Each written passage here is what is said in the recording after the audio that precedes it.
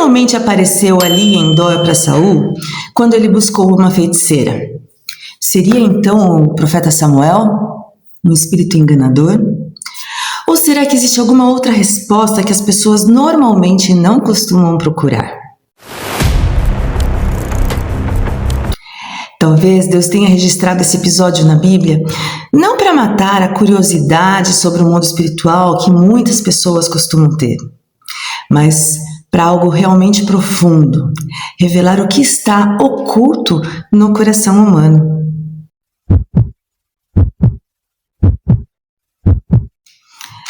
Quando nós lemos ali o texto de 1 Samuel, capítulo 28, normalmente as pessoas elas fazem uma pergunta e as respostas costumam ser muito simplistas, né? Por que é que Deus não respondeu Saul quando Saul foi procurar a resposta dele? Normalmente fala assim, porque Deus quis manter o silêncio, porque Deus quis preservar o silêncio. Só que se nós formos realmente ler o texto de Samuel com profundidade para a compreensão, nós temos que olhar que um pouquinho antes Deus tinha dado um recado. Ali em 1 Samuel 15, a gente já começa a ver essas respostas quando Deus fala, a partir do versículo 22, onde é melhor obedecer do que sacrificar. Na continuidade da leitura, a gente vê Deus falando a seguinte frase, né? Por que rejeitaste a palavra do Senhor, Ele também te rejeitou. A gente vê que ali o silêncio de Deus naquele momento que Saul estava desesperado procurando ouvir a voz de Deus, não é simplesmente porque Deus quis se calar, mas porque ele vem de uma consequência de desobediência contínua. E não o início de um momento, a partir de agora Deus não te fala mais. Deus vinha observando ali naquele momento uma série de desobediências do rei Saul. Inclusive, nesse momento em que aconteceu esse episódio, o profeta Samuel já tinha falecido e por isso que então ele, desesperado, procurando ouvir o que Deus tinha para falar, ele foi atrás dessa feiticeira. A gente não pode esquecer um pouquinho que no decorrer dos versículos ali do versículo 28, Saul tinha expulsado todos os médiuns dali da região, né? Se a gente vê, a partir do versículo 3, Samuel já havia morrido e todo Israel havia pranteado e o sepultado em Ramá, que era sua cidade natal. Saul havia expulsado do país os médiuns e todos os que consultavam espíritos. E depois que os filisteus se reuniram, vieram e acamparam em Sunem, enquanto Saul reunia todos os israelitas e acampava em Gilboa. Quando Saul viu o acampamento filisteu, ele teve medo e ficou apavorado. Você imagina o desespero de um rei que estava vindo de uma série de desobediências, não tinha mais o profeta de Deus falando ali com ele para orientar qual era o melhor caminho, e os inimigos estavam ali, pertinho deles.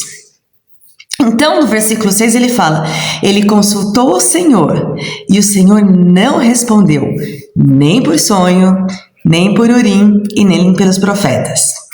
Para quem sabe, o Urim ele foi colocado lá, era um dispositivo, vamos dizer assim, citado ali em Deuteronômios, que Deus usava Urim e Tumim para responder ou para revelar alguma coisa aos homens, né? E a partir daquele momento, nada respondia a Saul. Saul estava ali num momento de profundo desespero, de profundo medo do que estava acontecendo e do que podia vir a acontecer ali.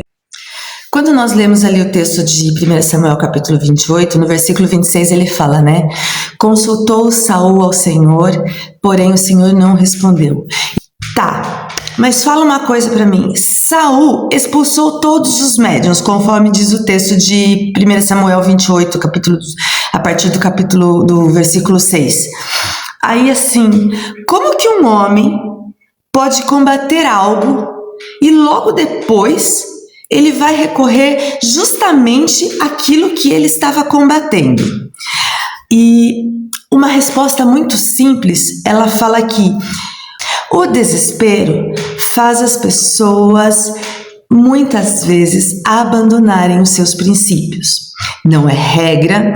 Existem muitas e muitas pessoas fiéis, e dos exemplos bíblicos a gente pode falar de José, de Daniel, enfim.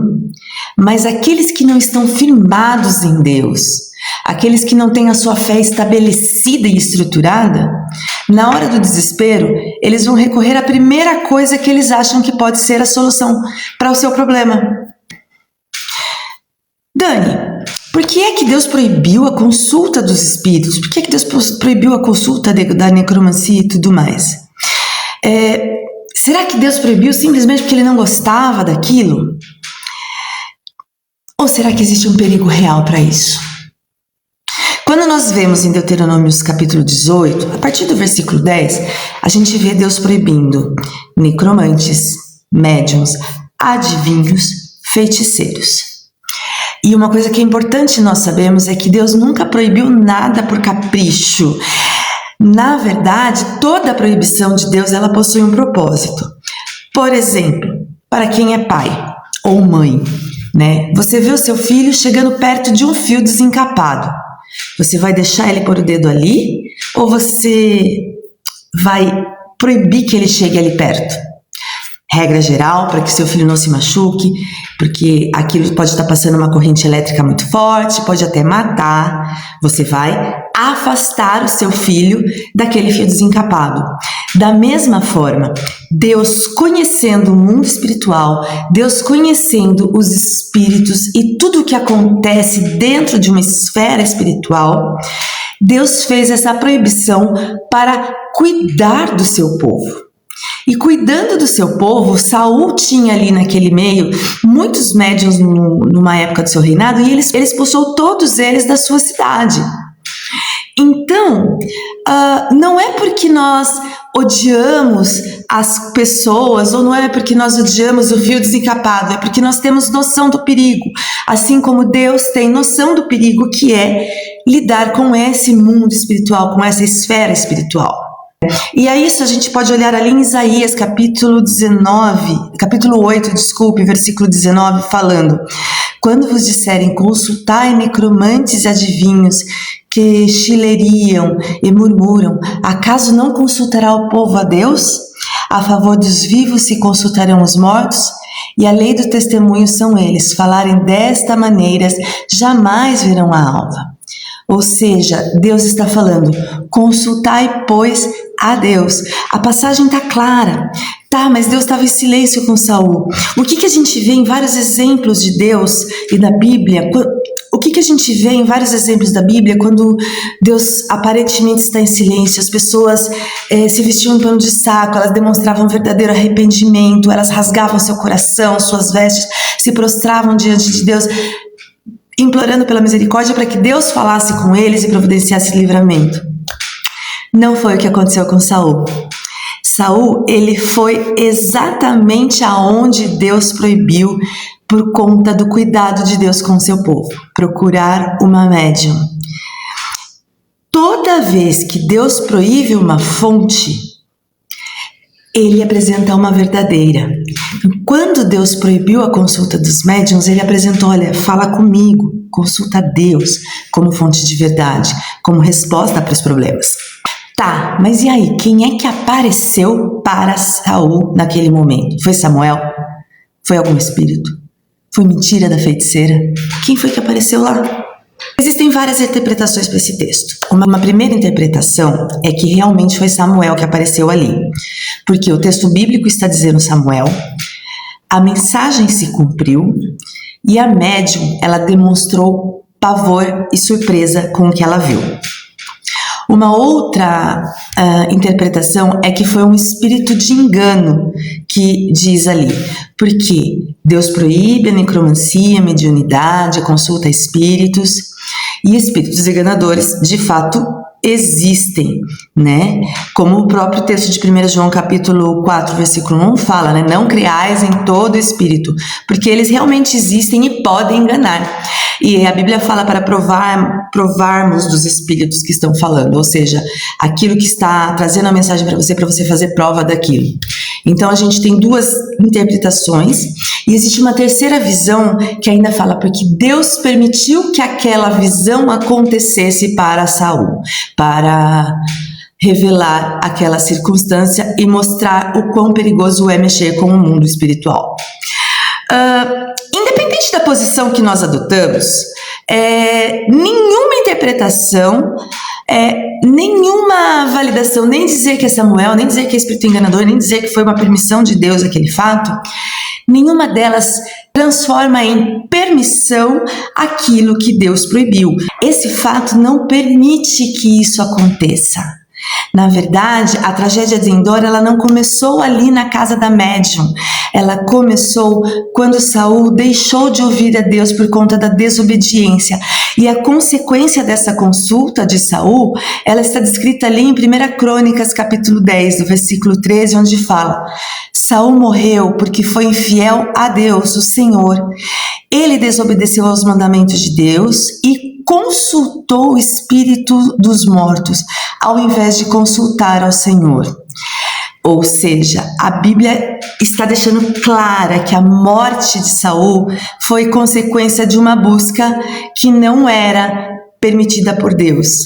Então, independente de qual seja aquele espírito que tenha aparecido, Samuel ou um espírito enganador, as coisas encobertas pertencem ao Senhor, como diz o texto de Deuteronômios 29 e 29. Nem tudo nós precisamos conhecer. Algumas coisas Deus vai nos revelar gradativamente. Mas tudo que nós precisamos viver está escrito ali nas Escrituras. Nós vivemos numa geração fascinada pelo sobrenatural. Muita gente quer ouvir vozes, quer descobrir segredos, conhecer futuro.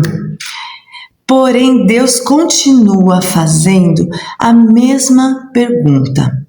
Você está disposto a ouvir a minha voz? Ou seja, nós estamos dispostos a abrir a Bíblia e ler a palavra de Deus e ver qual é o propósito de Deus para as nossas vidas? E se em algum momento parecer que Deus está em silêncio conosco, é momento de nós redobrarmos os nossos joelhos em oração e orarmos mais e não sairmos procurar coisas distintas.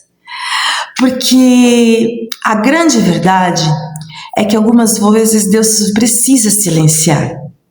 E nós temos que ter sabedoria de entender o silêncio de Deus. Porque o que nós temos visto através do exemplo de Saul e vemos hoje em dia em muitas e muitas pessoas é que quando Deus silencia, as pessoas revelam verdadeiramente em quem o seu coração confia.